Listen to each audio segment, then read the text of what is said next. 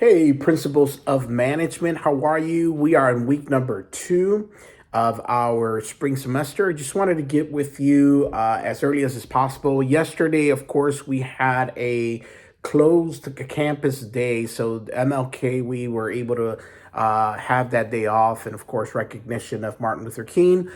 So you didn't see a lot happening, but I just wanted to make sure I got this video to you as soon as possible, give you an opportunity to get a head start on your weekly assignments and give you a sort of a outlook of what happened the first week and what's happening this week, and of course give you a quick highlight of what's going to happen next week. So week 1, you guys did a great job. Very high level of engagement when it came to our discussions.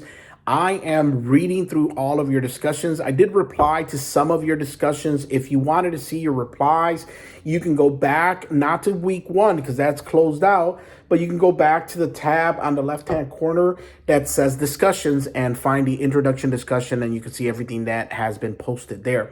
I will be grading that this week. So I'll be reading through all your discussions, getting to know you guys a little better, and kind of possibly even replying to most of you. So you can check that out. Obviously, it's a week behind because we just closed off that week, and I'll be reading through that and grading that. Just as a friendly reminder, I did send out an email about this, but want to make sure everybody's covered it.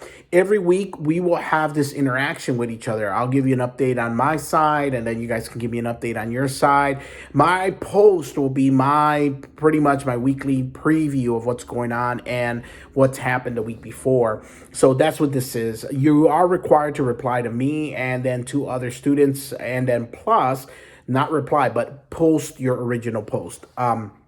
So that's 4 interactions that you're having in discussions. Once again, this to me is one of the more important parts of the class because I get to see if you understand the material that we are talking about. I'll be honest, as I mentioned before, a lot of this information you can Google, which I'm okay with because I know that in the real world, that's what you're going to do anyways. You're going to Google information, try to find out stuff that you need to find out. So I'm okay with that, but I would love for you to try to read through some of this, do the Learn Smarts, make sure you're doing your chapter work. All that together contributes to 30% of your grade. But another 30% of your grade is your discussion. So it's important for you to focus. I try to explain this in an email to somebody in class. One quiz, it's not going to impact your grade as much as one bad discussion. So please note that in your back of your mind, if you get a bad grade in your homework or in your quiz, one grade in homework is not that big of a deal, but one discussion will bring your grade down significantly because there's less discussions than there is assignments. So you'll pick up on that pretty quickly when you see your grades. But this week we're going through chapter 3 and 4. Chapter 3 deals with the macro environment of business. And what I mean by macro environments, I talk about the environment outside of your actual business. So I always use this example because it's easy to kind of comprehend. If I were to start a taco business, a taqueria, I would be looking not only at what I can do. I can probably produce the best tacos you will ever eat. Fresh, quality meats, good steak, good tomatoes, top of the line lettuce and onions, all of that. But if the environment in which my business is located does not support that business, for example, people in the area that I'm in don't like tacos, then I'm probably not going to succeed. So the macro environment in business is very important. So there's 5 elements to that environment. There's 5 things that impact that business. We are not in a closed system. This is called an open system because we need outside influence to make our business successful. And the other topic in chapter 4, which is what your discussion is going to be on, is how you make decisions. Now, I always start, and I haven't taught ethics in a long time, and some of you might be taking that now, but I used to always start my ethics class with a question. Is it ever okay to lie? Is there ever a reason when lying is okay? Now, I am not going to give you the answer till next week because I think it's important for you to process that information. But I am going to say that the answers are going to vary in our discussion because your ethical perspective is going to dictate that process of making a decision. I'll give you another example I use in class a lot. And there's a train coming down the road, right? There's a train coming down the road, and that train, you are the person who's going to make this decision. It's going to either go left or it's going to go right, depending on what you do. You could pull the lever, it's going to go left or it's going to go right. If it goes left, it's going to kill a child. If it goes right, it's going to kill 10 adults. Now, the decision, of course, that you make is going to be at that moment without any other additional information. I'm not telling you who the child is, how old the child is, what the child is, who the child is going to become. None of that information right now is relevant. I just want you to make a decision based on the information that you have at that moment, right? At that moment. And you're going to end up making a decision based on an ethical perspective. So it's important for you to understand what perspectives are out there and which one you subscribe to. Now, I am going to say that no one ever can only subscribe to one ethical perspective permanently. You change according to the information that you've been given, situation and people involved, situation involved. A lot of aspects change your perspective. Now, I will talk about a couple perspectives. Let's say you say, well, there's 10 people on the right-hand track. I would rather save 10 than to save one child.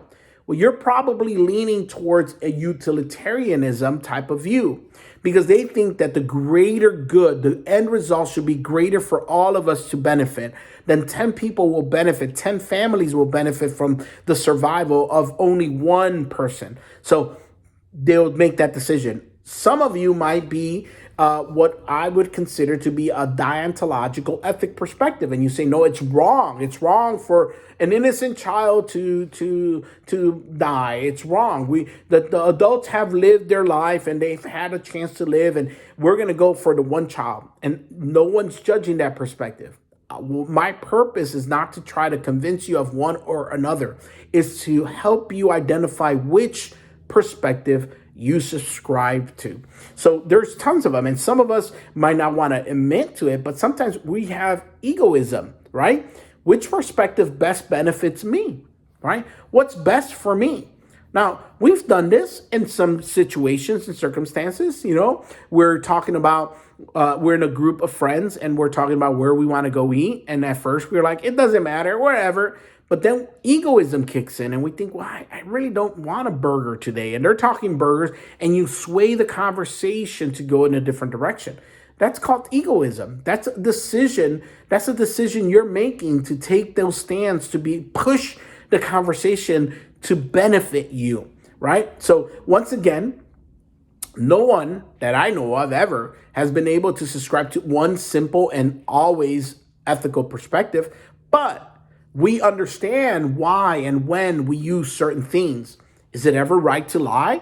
Some people who subscribe to deontological thoughts think and say and believe, as I do in certain circumstances, that there is a higher power, a higher being, a God, Allah, whatever term you use to describe a higher power that dictates what's right and what's wrong. And based upon those morals and based upon those concepts or rules or commandments, we live our lives. And deontological ethics will tell us and dictate we don't make a decision based only on our conclusion or the conclusion of the standard around us, but we make it based on a higher being.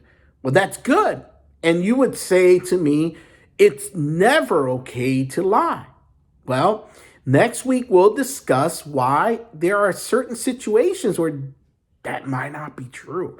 And I will even acknowledge to the fact that many people who are deontological thinkers, you might right now are saying, that's me. You lie. And you lie to your children. You tell them Santa Claus is real. The tooth fairy is real. And you go on a year after year after year using this lie to create a fantasy. Why can you do that and be okay with that if you believe it's wrong?